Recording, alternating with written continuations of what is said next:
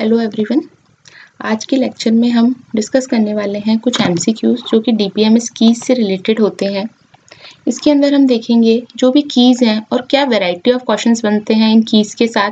तो इसमें देखिए वैरायटी ऑफ क्वेश्चंस में बहुत सारी वैरायटीज आ जाती है कि कैसे आपको या तो क्वेश्चन में दे दिया जाएगा कि number of keys candidate keys बताइए या नंबर ऑफ सुपर कीज बताइए, या फिर क्या इनकी डेफिनेशन के ऊपर बेस्ड क्वेश्चंस आ जाते हैं। ठीक है, तो वैसे ही कुछ क्वेश्चंस हम आज के टॉपिक में डिस्कस करने वाले हैं। तो हम देखिए डीबीएमएस की जो कीज अगर आप जनरली देखें तो कौन कौन सी होती हैं आपकी प्राइमरी की, कैंडिडेट की, सुपर की, फॉरेन की, ऑल्टरनेट की, कंपाउंड की एंड सरोगेट की। इसमें से आप देखिए जो सबसे इंपॉर्टेंट है यानी कि जिनमें से सबसे ज्यादा क्वेश्चंस बनते हैं वो हमारी चार कीज हैं। कौन कौन सी? प्राइमरी की, सुपर की, कैंडिडेट की और फॉरेन की।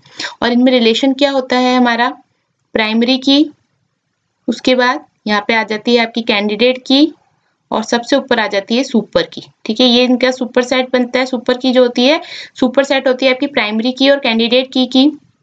यहाँ पे मैं क्विकली बता रही हूँ, वैसे तो आप देखेंगे हमारी जो डीबीएमएस की प्लेलिस्ट है उसमें मैंने बहुत डिटेल में एक एक की के बारे में बहुत अच्छे से समझाया है। साथ ही बहुत सारे क्वेश्चंस हमने किए हैं और उसके साथ साथ होमवर्क एक्टिविटीज भी ली हैं।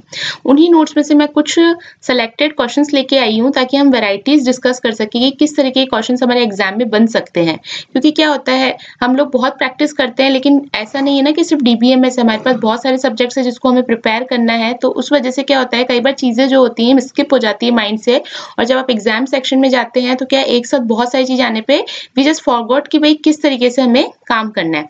तो यहाँ पे बस ये क्विक रिवीजन टाइप ही आप समझ लीजिए। इस वीडियो को हम क्विकली करेंगे, इसमें बहुत ज्यादा टाइम नहीं लेंगे, ताकि क्या है जब भी आप इसको रिवीजन के पर्पज से इस वीडियो को देखें तो आपको जो भी की पॉइंट्स हैं वो यहाँ पे मिल जाए। तो देखिए प्राइमरी की का मतलब क्या होता है? प्राइमरी की जो कि यूनिकली आइडेंटिफाई करती है और क्या होता है इसके अंदर कोई भी वैल्यू नल नहीं होनी चाहिए। कैंडिडेट की क्या होती है आपकी? कैंडिडेट की भी आपकी minimal set of value attributes होती हैं जो कि यूनिकली आइडेंटिफाई करने के काम को आती है रिकॉर्ड को। ठीक है, लेकिन इसके अंदर नल वैल्यू हो सकती है। और जो प्राइमरी की होती है वो इन कैंडिडेट की में से ही एक वैल्यू एक जो आपकी की है वो सेलेक्ट होती है, लेकिन यहाँ पे क्या चीज है कि वो प्राइमरी की आपकी नल नहीं होनी चाहिए। सुपर की क्या होती है? कैंडिडेट की के साथ अगर आप जो अदर एट्रीब्यूट्स का सबसेट बनाए तो वो भी देखिए कैंडिडेट की तो यूनिकली आइडेंटिफाई कर ही रही है, अगर उसके साथ आप और वैल्यूज को यहाँ पे ऐड कर देंगे तो वो भी जनरली यूनिकली आइडेंटिफाई करेगी उसको, तो वो क्या हो जाती है आपकी सुपर की। इसलिए हम कहते हैं कि सुपर की सुपर सेट होती है कैंडिडेट की का, और कैंडिडेट की किसका सुपर सेट होती है? प्राइमरी की का। ठीक है, ऑल्टरनेट कीज क्या होती हैं? जैसे बहुत सारी 4 कैंडिडेट कीज थी सपोज हमारे पास, उनमें से एक की को मैंने क्या बना लिया? प्राइमरी की बना लिया। तो उसके अलावा जो बची हुई 3 कीज होती हैं कैंडिडेट कीज, वो हमारी क्या कहलाती है? ऑल्टरनेट की कहलाती है। ये कई बार सेकेंडरी कीज भी कहलाती हैं। तो देखिए ये नाम ही है अलग अलग, तो ये थोड़ा सा ध्यान रखने हैं कि अलग अलग नाम का मतलब है तो सेम ही चीज। ऑल्टरनेट की भी कैंडिडेट की है लेकिन ऑल्टरनेट की प्राइमरी की नहीं हो सकती, यानी प्राइमरी की के अलावा जो बाकी कीज हैं वो हम कहते हैं ऑल्टरनेट की। कंपाउंड की जो होती है उसको आप कंपोजिट की तरह ही समझ सकते हैं, जिसके अंदर 2 या 2 से ज्यादा एट्रीब्यूट्स को मिला के आप की बनाते हैं ताकि वो आइडेंटिफाई कर सके रिकॉर्ड को यूनिकली। ठीक है, और एक होती है हमारी सरोगेट की। सरोगेट की अभी हम आज वीडियो के एंड में देखेंगे इसका मतलब क्या होता है, तो इसको अभी के लिए मैं फिलहाल छोड़ रही हूँ। बाकी आई होप इन सब का मतलब आपको समझ में आ गया होगा। प्राइमरी की, कैंडिडेट की, सुपर की क्या होती है, ऑल्टरनेट की क्या होती है, कंपाउंड की मैंने आपको बता ही दिया। कंपोजिट की होती है जो कि 2 या 2 से ज्यादा फील्ड्स इसके अंदर जरूरी होते हैं किसी भी एक यूनिक वैल्यू को क्रिएट करने के लिए। एक चीज में और ध्यान रखना, जो कंपाउंड की होती है ना, ये कैसे क्रिएट होती है आपकी 2 या 2 से ज्यादा प्राइमरी कीज से, मतलब डिफरेंट जो टेबल्स हैं, ठीक है, उन डिफरेंट टेबल्स की जो भी प्राइमरी कीज है उनको मर्ज करके आप ये कंपाउंड की बनाते हो। ठीक है, जिससे क्या कर सको, इनको किस तरीके से ट्रीट करोगे? एज अ फॉरेन की ट्रीट करोगे, और जो कि क्या हेल्प करेगी आपको यूनिकली आइडेंटिफाई करने के लिए काम में आएगी रिकॉर्ड को। ठीक है, अब चलिए चलते हैं क्वेश्चंस की तरफ। देखो फर्स्ट वैरायटी ऑफ क्वेश्चंस जो है वो क्या बनते हैं आपके, कि आपको रिलेशन दिया होता है, ठीक है, उनकी फंक्शनल डिपेंडेंसी दी होती है और पूछा जाता है कि इसकी कैंडिडेट की क्या है या फिर सुपर की क्या है। तो यहाँ पे देखिए क्वेश्चन हम लेते हैं और इसे डिस्कस करते हैं। हमें एट्रीब्यूट्स दे रखे ए बी सी डी ई, और फंक्शनल डिपेंडेंसी क्या दे रखी है? A B tends to C tends to D and B tends to E. तो देखो कैंडिडेट की निकालने का सबसे अच्छा तरीका है, पहले तो क्या समझो, देखो कॉम्पिटेटिव एग्जाम्स में तो हमारे ऑप्शंस आते हैं, तो ऑप्शन से कैंसिल करना ही सबसे अच्छी चीज है। तो देखो कैंडिडेट की कैसे निकाल सकते हो आप? राइट हैंड साइड के एट्रीब्यूट्स देखो, तो सी डी और ई, और हमारे पास टोटल एट्रीब्यूट्स कितने हैं, ए बी सी डी ई, है ना। तो राइट हैंड साइड में जो एट्रीब्यूट्स नहीं है प्रेजेंट, वो तो डेफिनेटली आपकी कैंडिडेट की में आएंगे। क्यों? क्योंकि उनको आप कहीं से भी यहाँ से डिराइव नहीं कर पा रहे हो, है ना। किसी भी फंक्शनल डिपेंडेंसी से वो एट्रीब्यूट्स डिराइव नहीं हो पा रहे, तो उनको तो आपको क्या करना पड़ेगा, कैंडिडेट की में लेना ही पड़ेगा। क्यों? क्योंकि कैंडिडेट की क्या करती है, यूनिकली आइडेंटिफाई करती है। तो देखो यहाँ पे सी है, डी है और ई है, तो यहाँ पे क्या प्रेजेंट नहीं है, राइट हैंड साइड में ए बी प्रेजेंट नहीं है। तो इसका मतलब क्या होगा, ए और बी जो है मिलकर, ये दोनों तो कैंडिडेट की में हमेशा प्रेजेंट होंगे, ठीक है, इस वाले रिलेशन के लिए। अब हम पहले यहाँ पे देखते हैं कि ए बी का अगर हम क्लोजर निकालें तो हम देखते हैं कि अगर सारे एट्रीब्यूट्स ए बी से ड्राइव हो रहे हैं तो ए बी क्या हो जाएगी, हमारी कैंडिडेट की हो जाएगी। तो कैसे देखेंगे, देखो ए बी का क्लोजर है तो देखो ए और बी तो आएंगे ही, ठीक है ना। ट्रिवियल डिपेंडेंसी होती है खुद से खुद की, तो ठीक है। उसके बाद क्या है, ए बी जो है देखो सी को ड्राइव कर रहे हैं तो यहाँ सी भी आ जाएगा, सी जो है डी को ड्राइव कर रहे हैं तो डी भी आ जाएगा, ठीक है। और यहाँ पे एक और कौन सा आ जाएगा आपका, बी जो है ई को ड्राइव कर रहा है तो यहाँ पे ई भी आ जाएगा, ठीक है। तो देखो ए बी जो है इटसेल्फ ही सारी एट्रीब्यूट्स को डिराइव कर पा रहे हैं, इसलिए यहाँ पे क्या हो जाएगा, ए बी जो हो जाएगी कैंडिडेट की हो जाएगी, ठीक है। क्यों? क्योंकि मिनिमल सेट होता है, मिनिमल सेट यानी कि इसका कोई भी प्रॉपर सबसेट कैंडिडेट की नहीं हो सकता। ये बहुत ध्यान रखने वाली बात है, ये छोटी छोटी चीजें हैं, माइन्यूट डिटेल्स हैं, बट यही चीजें क्या होती है हमको एग्जाम में कंफ्यूज करती है। कैंडिडेट की का मतलब ये है कि इसका कोई भी सबसेट जो है, इसका कोई भी प्रॉपर सबसेट जो है वो कैंडिडेट की नहीं हो सकता। यानी कि अगर मैं सिर्फ ए लूं या सिर्फ बी लूं तो ये दोनों कभी भी कैंडिडेट की यहाँ पर नहीं होने चाहिए। तो ये क्या हो गई आपकी ए बी कैंडिडेट की। अब आप यहाँ पे देखो आपको क्या और कैंडिडेट कीज मिल सकती हैं क्या। अब आप देखिए ए बी सी आप बोले कि मैम ए बी सी जो है वो भी तो आपके सारे एट्रीब्यूट्स को ड्राइव करेगी, क्योंकि अगर आप इनकी फंक्शनल डिपेंडेंसी इसका क्लोजर निकालोगे तो ए बी सी, देखो सी से डी भी आ रहा है और डी से बी से ई भी आ रहा है, ठीक है ना। तो ये सारी आ रही है, लेकिन देखो ए बी सी जो है ना सुपर की तो है बट एबीसी कैंडिडेट की नहीं है।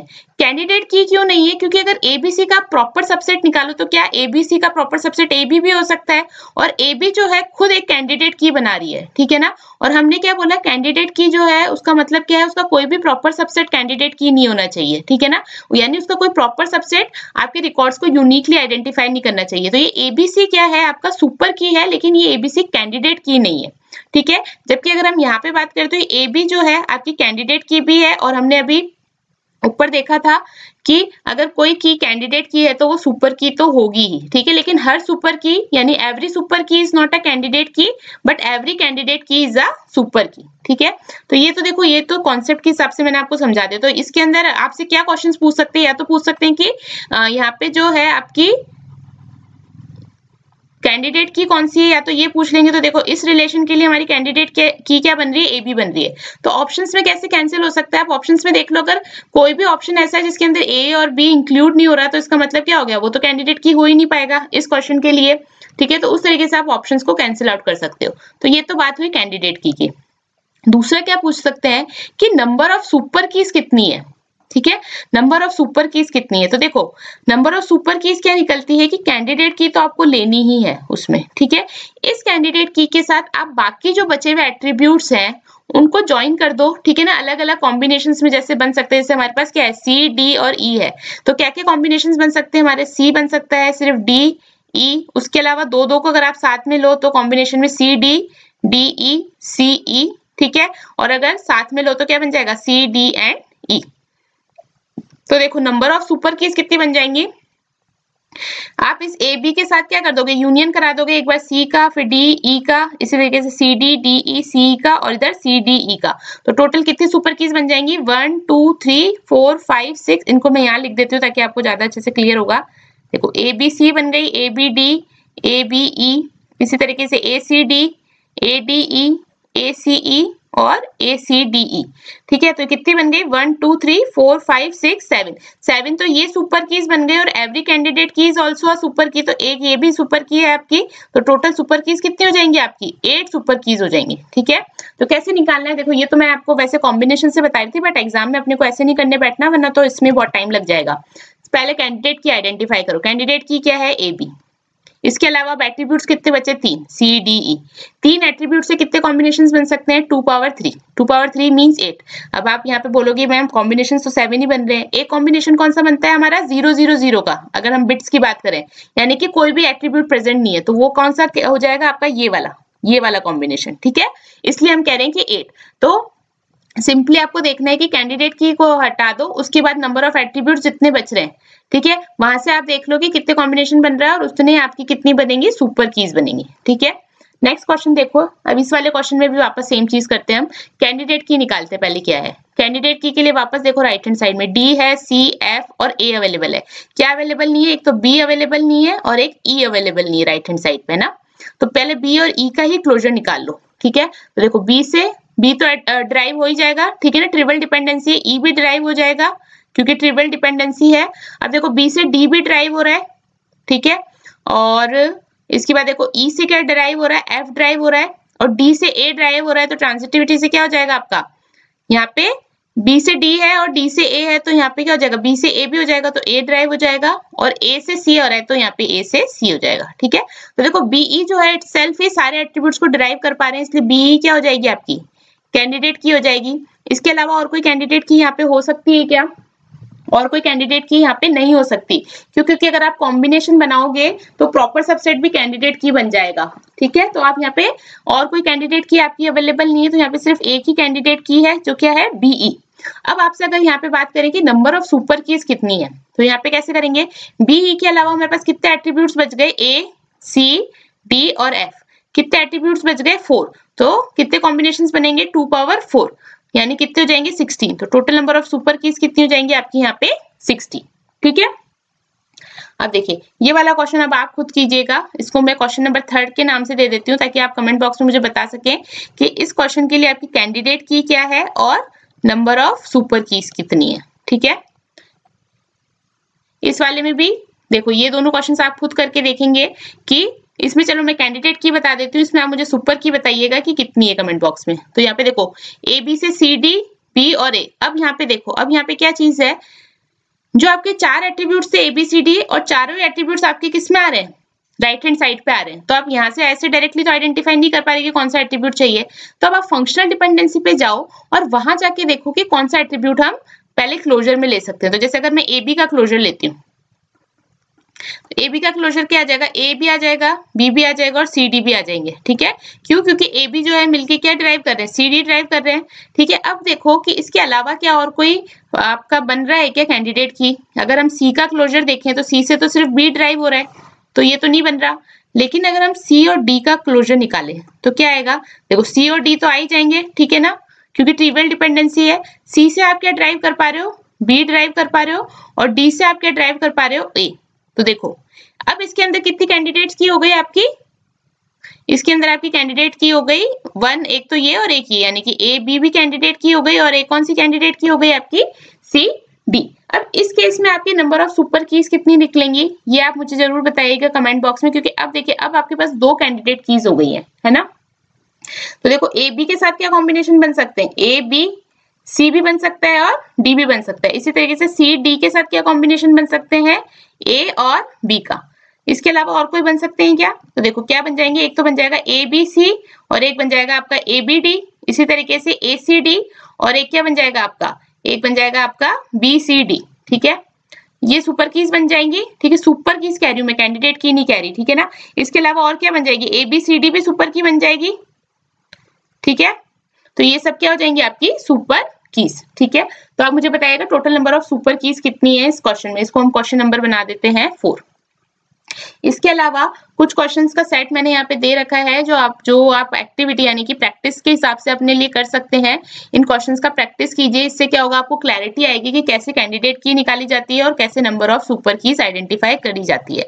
Number of super keys identify करने के लिए भी मैंने एक डिटेल वीडियो बना रखा है हमारी DBMS की प्ले लिस्ट में, वहां जाके देखिए जितने भी पॉसिबल कॉम्बिनेशन हैं वो मैंने सारे वहां पे एक्सप्लेन किए हैं बहुत डिटेल में कि कैसे आप निकालते हैं नंबर ऑफ सुपर कीज अलग अलग केसेस के अंदर, ठीक है। तो कोशिश कीजिए पहले कैंडिडेट की निकालिए और उसके बाद उनकी सुपर कीज भी कितनी निकल सकती है, नंबर ऑफ सुपर कीज वो आइडेंटिफाई कीजिए।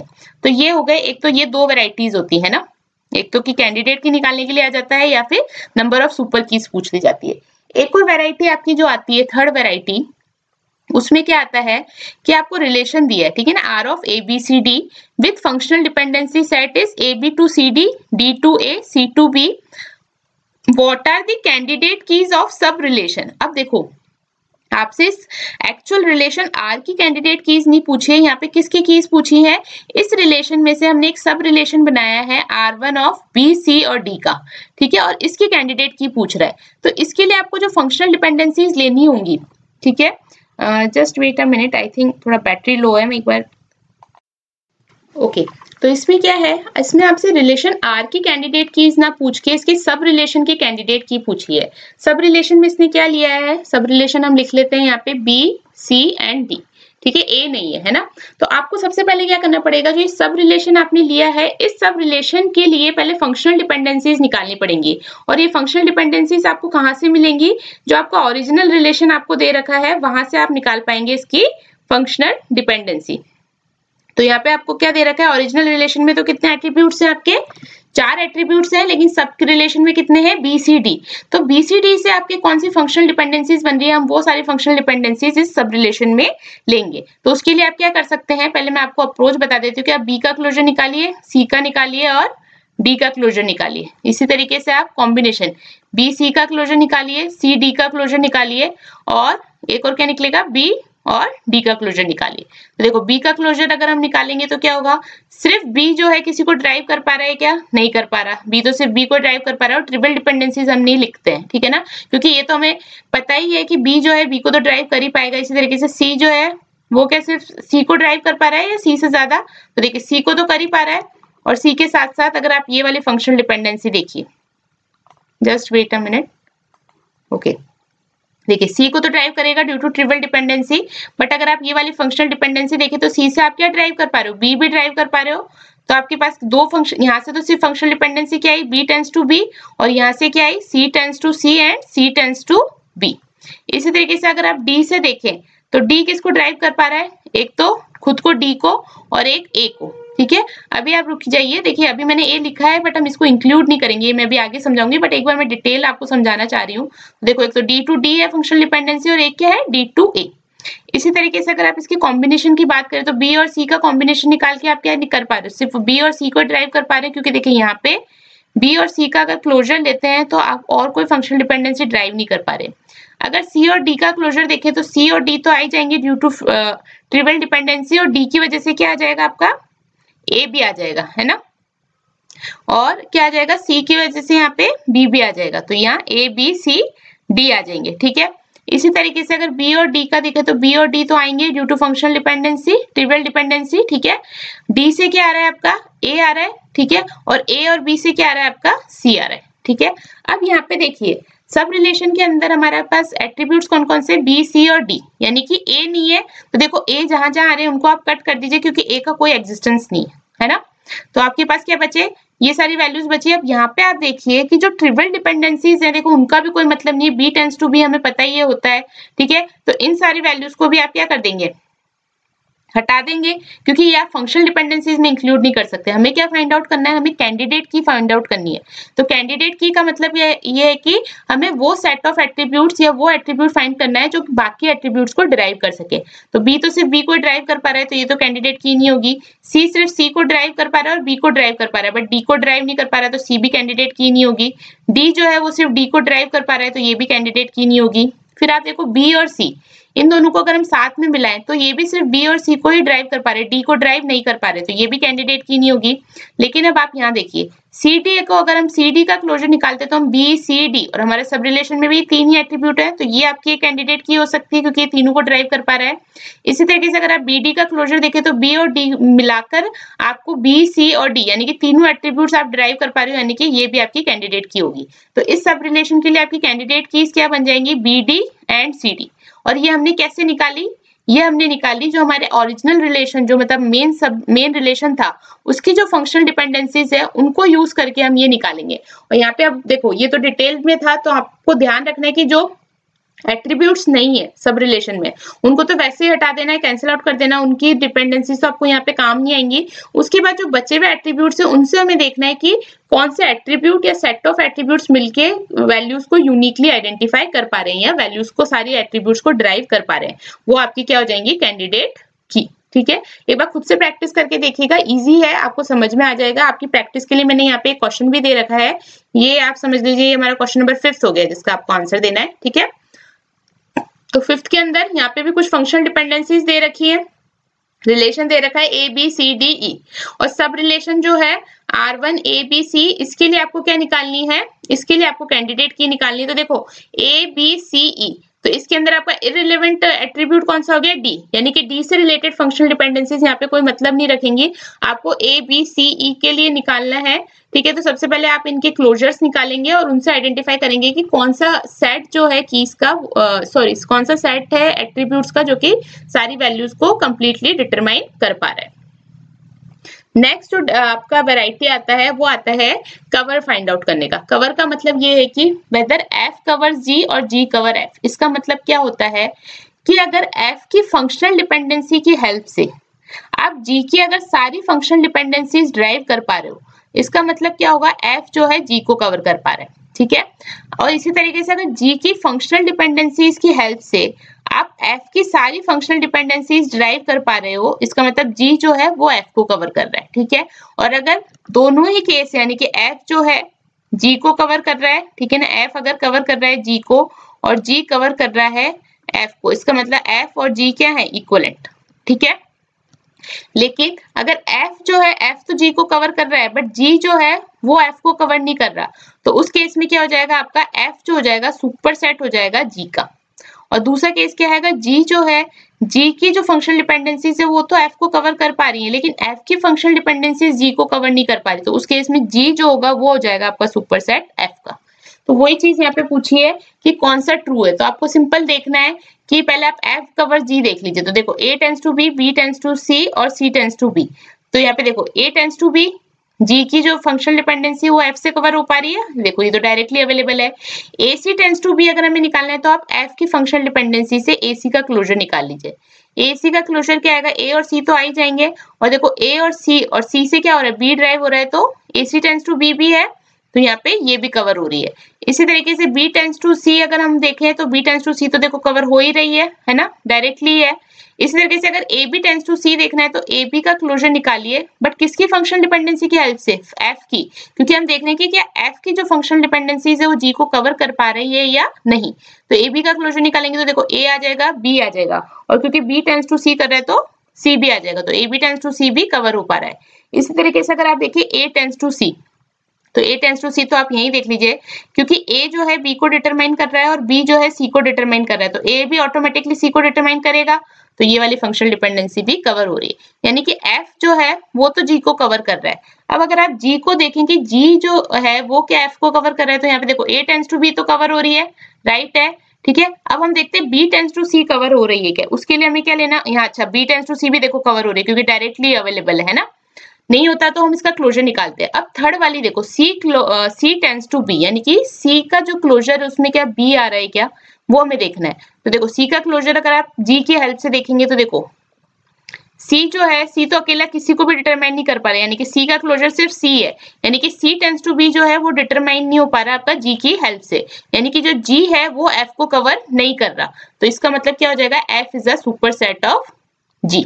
यहाँ पे देखिए आपके अंडरस्टैंडिंग के लिए मैंने ये टेबल भी बना रखी है, ये टेबल आपको हमारे नोट्स में भी मिल जाएंगी, बट मैंने फिर भी यहाँ पे दे रखी है ताकि आपको इजीली अंडरस्टैंड हो जाए, जो चीजें मैंने बोली है वो यहीं पे सब मेंशन है। ठीक है, अब ये वाला क्वेश्चन आपको करना है, वापस सेम चीज आपको देखनी है कि एफ की जो फंक्शनल डिपेंडेंसीज है सारी, क्या वो जी से आप कवर कर पा रहे हो, सेम ही चीज क्या जी की जो फंक्शनल डिपेंडेंसीज है वो एफ से कवर कर पा रहे हो। यहाँ पे खैर मैंने इसका ऑप्शन का आंसर तो दे दिया है, बट आप प्लीज इसको करके देखिए और आइडेंटिफाई कीजिए कि क्या एफ जो है वो कवर कर पा रहा है जी को, और जी जो है वो कवर कर पा रहा है एफ को। अगर ये दोनों चीजें होंगी, ये दोनों अगर ट्रू होगा, यानी कि F is equal to G, but ये आप आइडेंटिफाई करके देखिएगा, तो इससे क्या होगा, आपको जो एक कवर वाला आते हैं ना क्वेश्चंस की, वेदर एफ कवर जी, जी कवर एफ, तो बच्चे क्या इस स्टेटमेंट में कंफ्यूज हो जाते हैं कि हमको करना क्या है। तो देखो बहुत इजी है, इसमें कुछ नहीं करना।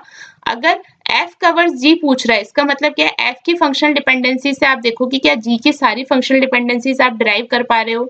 अगर पूछ रहा है कि जी कवर्स एफ, ठीक है, तो उसमें आप देखो कि जो जी की फंक्शनल डिपेंडेंसीज है उनकी हेल्प से क्या आप एफ की सारी फंक्शनल डिपेंडेंसीज कवर कर पा रहे हो या नहीं। ठीक है, तो ये एक तरीके के क्वेश्चन आते हैं। तो देखो हमने कौन कौन से क्वेश्चंस डिस्कस कर लिए। एक तो हमसे पूछा जा सकता है कि कैंडिडेट की क्या है रिलेशन की। एक पूछ सकते हैं कि सपोज कैंडिडेट की ऑलरेडी दे रखी है, पूछा है कि नंबर ऑफ सुपर कीज कितनी है किसी रिलेशन की। दूसरा क्या पूछ सकते हैं कि एक रिलेशन का सब रिलेशन दिया होगा और उस सब रिलेशन के लिए आपसे कैंडिडेट की या सुपर की पूछ सकते हैं। और एक क्या पूछ सकते हैं, कवर वाला क्वेश्चन कि वेदर एफ कवर्स जी और जी कवर्स एफ। ठीक है, तो ये कुछ वैरायटी ऑफ क्वेश्चंस बनते हैं आपके, जो आपको आने चाहिए कि कैसे निकाले जाते हैं रिलेशन से। तो ये तो क्वेश्चंस हो गए आपके थोड़े से। इसके अलावा जो थ्योरी बेस्ड यानी कि जो कॉन्सेप्ट यानी कि डेफिनेशन के बेसिस पे क्वेश्चंस बनते हैं वो अब हम देख लेते हैं, थोड़े से क्विकली देखेंगे, ज्यादा समय नहीं लेंगे। तो देखिए स्टार्ट करते हैं हम हमारे फर्स्ट क्वेश्चन से।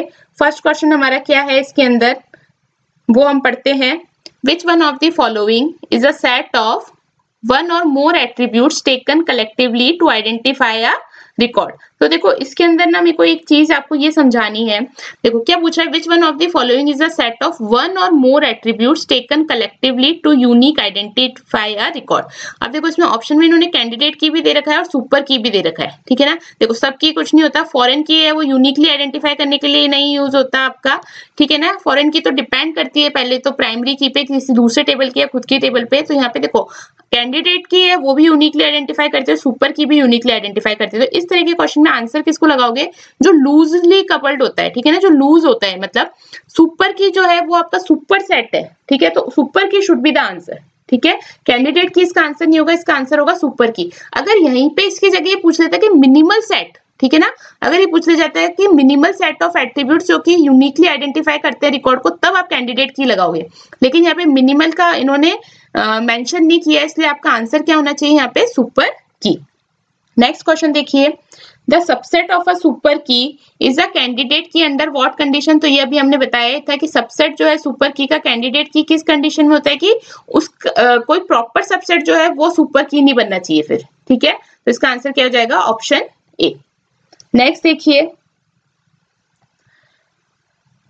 नेक्स्ट क्या क्वेश्चन है, fill in the blanks is the property of the entire relation rather than on the individual tuple in which each tuple is unique। तो ये क्या होता है, की जो होती है वही प्रॉपर्टी होती है आपकी एंटायर रिलेशन की, जो कि यूनिकली आइडेंटिफाई करने के काम में आती है रिकॉर्ड को। तो इसका आंसर हो जाएगा की।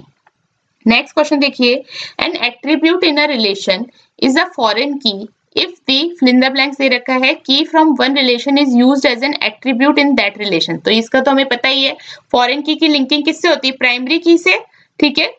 तो यहाँ पे यही पूछ रहा है कि कोई एट्रीब्यूट है रिलेशन के अंदर, वो फॉरेन की कब कहलाएगा, जब वो प्राइमरी की होगी किसी अनदर रिलेशन की। तो इसका आंसर क्या हो जाएगा, option B is the correct answer. Next देखिए, the relation with attribute which is the primary key is referenced in another relation, ठीक है। The relation which has the attribute, यहाँ पे देखो कौन से रिलेशन का पूछ रहे हैं, वो रिलेशन जिसके अंदर प्राइमरी की एट्रीब्यूट है। तो वो रिलेशन तो क्या कहलाता है आपका, रेफरेंस्ड रिलेशन, ठीक है। और जिसके अंदर आपकी फॉरेन की मेंशन होती है वो रिलेशन क्या कहलाता है आपका, रेफरेंसिंग रिलेशन। ये ध्यान रखना, ये दोनों टर्म्स बहुत इंपॉर्टेंट है। ये कहलाता है आपका रेफरेंसिंग रिलेशन, और जिस रिलेशन के अंदर प्राइमरी की एग्जिस्ट करती है वो कहलाता है आपका रेफरेंस रिलेशन। तो हमसे कौन सा रिलेशन पूछा है, जो जिस के अंदर आपकी एट्रीब्यूट है एज अ प्राइमरी की, तो वो क्या हो जाएगा आपका रेफरेंस्ड रिलेशन। नेक्स्ट क्वेश्चन देखिए, fill in the blanks से again, the fill in the blanks में क्या दे रहा है, is the one in which the primary key of one relation is used as a normal attribute in another relation, ठीक है। यानी कि प्राइमरी की जो है वो एज अ नॉर्मल एट्रीब्यूट, या फिर आप इसको क्या बोल सकते हैं, एज अ फॉरेन की यूज हो रही है किसी दूसरे रिलेशन में, तो उस रिलेशन को क्या बोलेंगे, जिसके अंदर फॉरेन की यूज हो रही होगी उसको हम बोलेंगे रेफरेंसिंग रिलेशन, ठीक है। ये ध्यान रखिएगा, ये दोनों टर्म्स बहुत इंपॉर्टेंट है, इस पे क्वेश्चंस आते भी हैं। नेक्स्ट देखिए, नेक्स्ट क्वेश्चन क्या है, fill in the blanks दे रखा है, integrity constraint required that the values appear in specified attributes of any tuple in the referencing relation. देखो रेफरेंसिंग या रेफरेंस की बात आती है, समझ जाओ कि फॉरेन की और प्राइमरी की के बारे में बात कर रहे हैं ना, लिंकिंग के बारे में, ठीक है। तो जब फॉरेन की और प्राइमरी की के बारे में बात हो रही है, यानी कि इनके लिंकिंग की बात हो रही है, तो फॉरेन की के टाइम पे आपके कंस्ट्रेंट्स कौन से लगते हैं, रेफरेंशियल इंटीग्रिटी कंस्ट्रेंट लगते हैं। तो इसका आंसर क्या होगा, ऑप्शन ए। नेक्स्ट क्वेश्चन देखिए, how can SQL developer add अ की ऑन द टेबल। जब आप कोई टेबल क्रिएट करते हैं तो उसके अंदर की को कैसे ऐड कर सकते हैं। फर्स्ट ऑप्शन है while creating a table, second है with alter table command, third है with SQL server property window, all of the mention. तो देखो ये तीनों ही ऑप्शंस करेक्ट हैं, इन तीनों ही तरीकों से आप की को ऐड कर सकते हैं अपनी टेबल के अंदर। नेक्स्ट क्वेश्चन देखिए, अ की इज अ मिनिमल सुपर की। अब देखो इस क्वेश्चन में देखो मिनिमल सुपर की, तो देखो प्राइमरी की भी दे रखा है ऑप्शन में, फॉरेन की, कैंडिडेट की और नॉन प्राइम की। तो देखो नॉन प्राइम की तो नहीं होता, फॉरेन की भी आपका मिनिमल सुपर की नहीं होता। अब देखो प्राइमरी की भी आपका मिनिमल सुपर की होता है, कैंडिडेट भी होता है। तो इसमें से आप, क्योंकि देखो यहाँ पे इन्होंने मेंशन नहीं कर रखा है कि नॉट नल, यानी कि वो की नल नहीं होनी चाहिए, तो आप प्राइमरी की नहीं कह सकते उसको डेफिनेटली। तो इसका आंसर भी क्या होगा, जो सबसे लूज होगा इन दोनों में से, लूज मतलब कि जिसको, जो आप क्या कह सकते हैं, थोड़ा सा फ्री हैंडेड होगा। तो इसमें से आंसर क्या होगा, प्राइमरी और कैंडिडेट की में से कैंडिडेट को आप मेंशन करेंगे। अगर चीजें थोड़ा सा स्पेसिफाइड हो, कि अगर ये लिख देता कि या की fill in the blanks is a minimal super key and also should not be not null, ठीक है ना, तो उस केस में फिर भी प्राइमरी की आंसर लगा सकते हो। लेकिन अभी देखो नल के बारे में इसने कुछ भी स्पेसिफाई नहीं कर रखा, तो हम नहीं बोल सकते कि उस की के अंदर जो मिनिमल सेट बोल रहा है की का, उसके अंदर नल आ भी सकता है और नहीं भी, इसलिए हमने आंसर, एप्रोप्रिएट आंसर क्या होगा इसका, ऑप्शन सी। नेक्स्ट क्वेश्चन देखिए क्या है, which of the following is not a की इन एसक्यूएल सर्वर। देखो प्राइमरी की होती है, फॉरेन की होती है, ऑल्टरनेट की मैंने अभी आपको बताया ही था, कैंडिडेट की जो प्राइमरी की नहीं होती, उसके अलावा सारी कीज जो होती है कैंडिडेट की, वो क्या कहलाती है, ऑल्टरनेट की कहलाती है। फर्स्ट नाम से हमारी कोई की नहीं होती, तो हमारी इसका आंसर क्या हो जाएगा, ऑप्शन डी।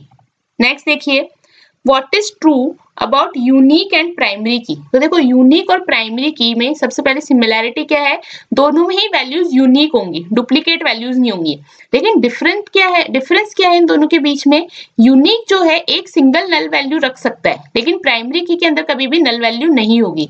इसमें मेन बात मैं क्या बताना चाहती हूँ, सिंगल नल वैल्यू, ये ध्यान रखना है, यूनिक के अंदर मल्टीपल नल वैल्यूज नहीं हो सकती। तो इसका आंसर क्या होगा, unique can have single null value but primary can't have even single. तो इसका आंसर क्या आ जाएगा, option B is the correct answer. Next देखिए, by default which key creates clustered index. तो देखो क्लस्टर्ड इंडेक्स जो है आपकी कौन सी की क्रिएट करती है बाय डिफॉल्ट, अगर हम देखें तो प्राइमरी की। नेक्स्ट देखिए, विच की एक्सेप्ट्स मल्टीपल नल वैल्यूज। तो अभी हमने देखा प्राइमरी की तो कोई भी नल वैल्यू एक्सेप्ट नहीं करती, यूनिक जो है सिर्फ सिंगल नल वैल्यू एक्सेप्ट करती है। तो इसका आंसर क्या होगा, फॉरेन की जो है उसके अंदर आप मल्टीपल नल वैल्यूज रख सकते हैं, तो इसका आंसर हो जाएगा ऑप्शन ए। नेक्स्ट देखिए, इन डेटाबेस अ फॉरेन की। तो देखो यहाँ पे सिंपली इसने फॉरेन की डेफिनेशन पूछी है कि क्या होगी, तो इस क्वेश्चन को हम मान लेते हैं कि हमारा कौन सा हो गया, 6 हो गया। इसका आंसर आप मुझे बताएंगे कमेंट बॉक्स में कि फॉरेन की क्या इसमें से करेक्ट डेफिनेशन होगी। तो ये थे हमारे कुछ एमसीक्यूज और वैरायटी ऑफ क्वेश्चंस कैसे आ सकते हैं आपकी कीज से रिलेटेड, वो मैंने आज वाले लेक्चर में डिस्कस किए हैं। आई होप लेक्चर में आपको चीजें हेल्पफुल लगी होंगी, हेल्पफुल लगी तो प्लीज लेक्चर को जरूर लाइक कीजिए। इसके अलावा एक पॉइंट जो बच रहा है वो हमारा बच रहा है सरोगेट की का। तो देखो सरोगेट की क्या होती है, सरोगेट की को आप कैसे बोल सकते हैं, सरोगेट की इज ऑल्सो एक तरीके से क्या होती है, एक हैश्ड वैल्यू होती है, ठीक है ना, मल्टीपल फील्ड्स का डेटा सेट के अंदर, जो कि एक यूनिकनेस कंस्ट्रेंट क्रिएट करती है डेटा सेट में। तो वो तो हमारा प्राइमरी की भी करती है, लेकिन डिफरेंस क्या हो जाता है, जो नेचुरल की बोल सकते हैं, या फिर ऐसे बोल सकते हैं कि जो प्राइमरी की है वो तो यूजर खुद डिफाइन करता है, ठीक है ना। यानी कि जो भी प्राइमरी की आप बनाते हो किसके बेसिस पे बनाते हैं, जो भी एग्जिस्टिंग डेटा एट्रीब्यूट्स है उनके बेसिस पे हम क्या करते हैं, हमारी प्राइमरी की को क्रिएट करते हैं। जबकि सरोगेट कीज जो होती हैं वो कैसे जनरेट होती है, या तो सीक्वेंस से, या किसी रैंडम नंबर जनरेटर से, या अदर एल्गोरिथम से। यानी कि जो आपकी सरोगेट कीज हैं ये क्या होती हैं आपकी, कैसे जनरेट होती है, या तो किसी अनदर एप्लीकेशन से जनरेट होगी, यानी कि यूजर इसको सप्लाइड नहीं करेगा।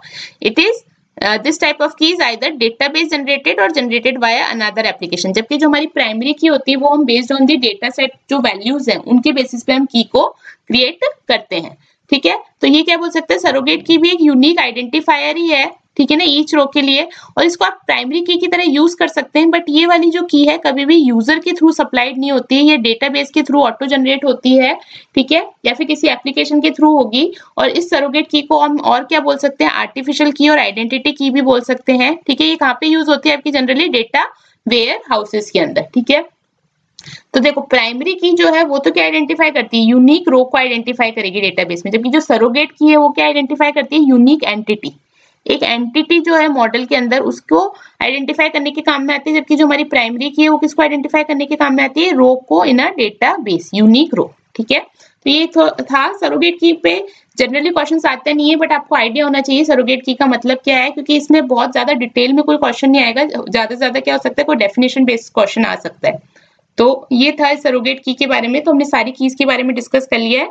So that's it for this video. Thank you.